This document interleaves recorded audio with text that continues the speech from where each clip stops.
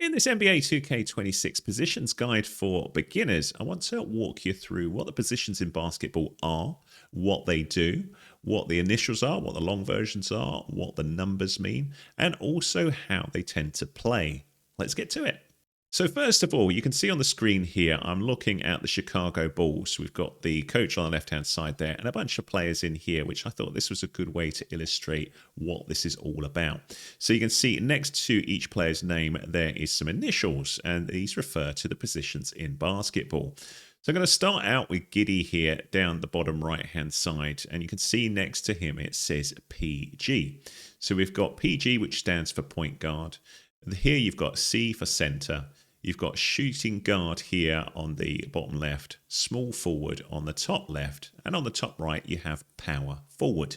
So those are the main positions. We're going to get forwards to the numbers in a bit, but I want to talk about what each of these positions generally does in a game of basketball. Not all of the time, because certain players out there play slightly different ways, more hybrid roles than a dedicated role, but I'll talk about the general things each of these players tends to do. So if we start with the point guard here, they generally run the offense. So as the team are running forwards trying to score, this is the guy that tends to direct the general player and look for opportunities. And they will tend to do what's called calling a play, which is where they run through a series of moves and decide where people are going to run around, where they're going to pass to, who's going to shoot, that sort of thing. And we're going to look at plays in a little bit. So they tend to be the team's best passer and dribbler. So their job is to make a bit of space and get something going and hopefully get a basket at the end of it.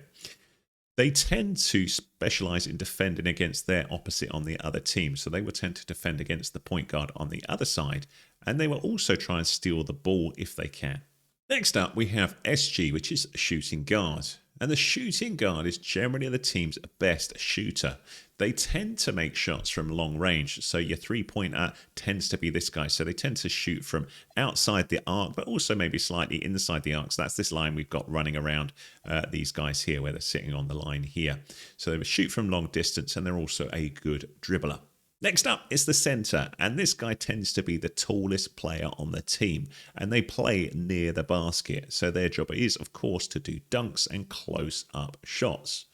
They will also attempt to get the ball on a rebound. So say the shooting guard has done a shot, it hits the backboard, doesn't go in the basket, it's bouncing away. The center will try and jump up and grab that ball, and that's called a rebound. And then they, of course, will try and score or pass it back out to have another shot. On defense, they tend to look at guarding the basket and block opponent shots and also go for the rebounds. So again, if the opponent has shot at the basket, it hits the backboard, doesn't go in the basket, they will jump up and try and grab that ball. And again, that's called a rebound. Next up, the power forward. And this guy does a lot of the things that the center does. They can go up and dunk. They can shoot from short range. They can also go for the rebounds like the center does, and also defend against players that are tall. They will also play outside of the paint a little bit and also go for longer shots, sometimes as far back as the arc, depending on how they've been conditioned to play by their team. Last up, but by no means least, you have the small forward, and this tends to be the busiest guy on the court. They run around a huge amount of time, creating space and looking for opportunities. They can score from anywhere on the court, so it depends on how their skill set has been set up over time, but they can shoot from up close to long range. As well as initials, each of those positions is known by a number as well, and this is really important to know when you're looking at plays. So I'm looking at the Bulls playbook here, and you can see we've got things like fist 1-5 DBL drag, and the 1-5 refers to two positions on the court. And if you have a little look at the play on the left-hand side, you may get an idea of who's involved here. So you can see the point guard and the center running around there, and they are the two that refer to that 1 and the 5. So number 1 is the point guard. Number 2 is the shooting guard. Number 3 is the small forward. Number 4 is the power forward. And number 5 is the center. So knowing that, when you're looking at these shortcuts here, you'll have an idea of who's really involved in that move or that play. So you see this one, the fist 1-5 dive, largely involves the point guard and the center. If you have a little look at a team's playbook, you can start seeing how these players move around on the court for certain plays and see who's important, who runs the play and how it all works. So for example, these here where we've got the 1-5 rip swing, we can see the passing occurring here and how the players will move around. What you'll see from this is just because a player showed in a certain position initially doesn't mean they stick to that position. They will move around the court. So you can see here the power forward, for example, is on the left-hand side. But if we keep going through, on that one, the power forwards come in and the shooting guard is on the left-hand side, and then the shooting guard is moving to the right. So you need to be clear on how the plays are being, churned out to give you an idea of how these players will move around. Now you know the player positions, of course you need to start thinking about attributes, particularly if you're now going to go into My Career and start building your own player. So if you were, for example, working on a center and you didn't focus on dunks, it's not really going to work that well. So that's where you should be putting most of your efforts. But if you're more interested in shooting three-pointers, maybe you should be a shooting guard.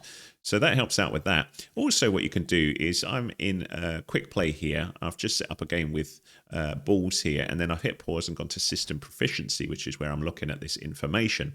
And what you can do here is have a little look at these players and see what their attributes are. So you get an idea of where you should consider spending your attributes if you want to be one of these particular player types or positions. So down the bottom left hand side, if I want to see Giddey's attributes, down the bottom I can hit R3, which is the right stick button on a PlayStation, and then you can flick through with L2 R2 and have a little look at attributes.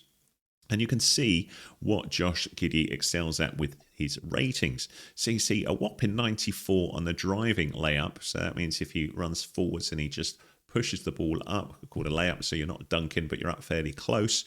He really excels at that, and he's above the position average. So we can see his rating on the left-hand side and the position average on the right-hand side, and that gives us an idea of what's usual for a point guard and what Giddey's actual ratings are. So you can see close shot, he's above average. Mid-range shot, he's well below average, so he doesn't tend to shoot mid-range. He's got a good three-point shot, though, and as we go through, we'll see certain things will excel. Of course, passing should excel with this position, and we can see ball handle, so he's really good with that. He's pretty nippy with the ball as well, running around with the ball.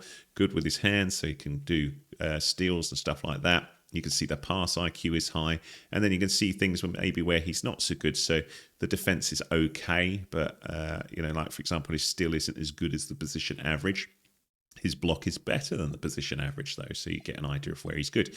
Certain players you'll see can play in multiple positions as well. So whilst his main position is point guard, he can also play as a small forward. Now with that information on position, what I suggest you do is continue learning the game if you are brand new to it before you start building something in My Career. But if you do want to have a play with it, you can go to My Career here and then start on one of these here. Once you're in this area, you can pick a position. So we'll see this here. So you can see there's one of my players already, but if I want to create a new player, we do it here. And I can create my own, or I can go with pro-tuned builds or even NBA builds. And there's different ways. If you go with this one, you'll build your player from scratch. So I'll pick up your name here, and this and jersey number here that you could do. Or you could do this with the pro-tuned build here. So I'll go right-handed, and I don't know, we'll just do this here and see what we've got. So probably... will it allow me? Yeah, I can have the same name, that's fine. And then you can see, so we've got the point guard here, we've got the shooting guard, the small forward, and then you can still, with this one, you can kind of say what sort of small forward you want to be. Do you want to be a playmaker? Do you want to excel on defense or be balanced or inside scoring? And you can see who that's inspired by, and you can also delve in and then customize that build. So if I go into here, so I'll remove the signature animations if you do that, but you're sort of stealing the key attributes. So you can see here, that's the attributes there on the left-hand side and the detailed view. So I go through these here and go continue, and then I can go in and adjust these things here. So I could say, this needs to be lower or higher or whatever, and then build it that way. Your other option is to start from scratch. So you can go create your own here, go continue. We've got in the same sort of thing here, but I'm going to be having a little look at this. So we'll go continue, and then you can see what we've got. So we're currently at a rating of 25, and then I just go through and decide where I would like to fill these things up. So at the minute I've picked position of center, so I should be really thinking about my close shot or my dunks. So I would obviously want to start putting this up here, maybe the layup as well.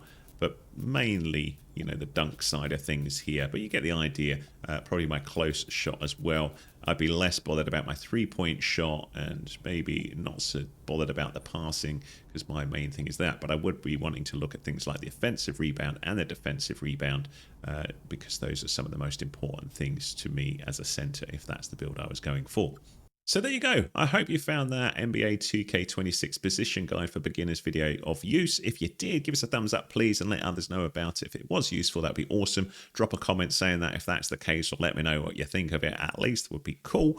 Also, if you think this stuff is useful to you, let me know what else you would like me to cover. There's a playlist at the end of here with other tutorials on NBA 2K26, and I can make more, of course. If you like what I do, hit that subscribe button. Cheers.